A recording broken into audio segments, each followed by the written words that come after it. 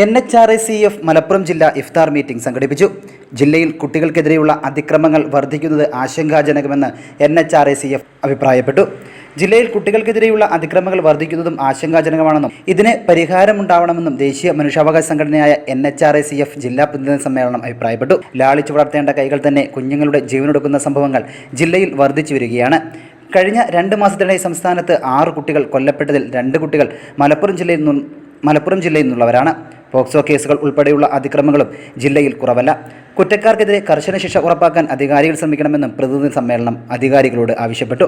സമ്മേളനം national chairman advocate K. Vijayaraghavan ഉദ്ഘാടനം ചെയ്തു. ഇല്ലെങ്കിൽ നമ്മൾ ഓടി സംഘടന ചെയ്തു. കുറച്ച് ദിവസം അങ്ങനെ നടക്കുമ്പോൾ തോന്നുന്നു ശരിയല്ല തോന്നും. പിന്നീട് ആ സംഘടനയിൽ നിന്ന് ഒഴിഞ്ഞു പോകേണ്ടി വരും. വരുന്ന മെമ്പർമാരും അതുപോലെ തന്നെ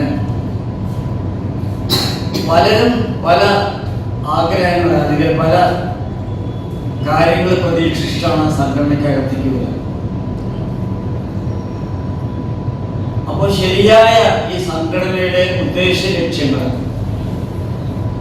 ഇതുമായി യോജിച്ചു പോകാൻ കഴിയുന്നവർ. തുടർന്ന് സൗഹൃദ ഇഫ്താർ സംഗമവും നടത്തി. റീജിയണൽ കോർഡിനേറ്റർ GK കൃഷ്ണകുമാർ അധ്യക്ഷത വഹിച്ചു.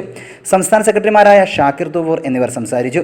മീഡിയ ആൻഡ് സംസ്ഥാന സെക്രട്ടറി മഹ്മൂദിയ, സെക്രട്ടേറിയറ്റ് റീജ കോഴിക്കോട്, സംസ്ഥാന സെക്രട്ടറി അംഗം രമേശ് ബേബി, ജില്ലാ പെരിന്തൽമണ്ണ പാലക്കാട് ജില്ലാ പ്രസിഡന്റ് വിനോദ്, സംസ്ഥാന PRO കരീം, സൻഫീൻ പെരിന്തൽമണ്ണ, ജിഷീന, റഹീന വണ്ടൂർ, ഷൗക്കത്ത് കൂരിയാട്, ഷബീർ ഷാ, ഷമീർ പരിപാടിയിൽ സംബന്ധിച്ചു.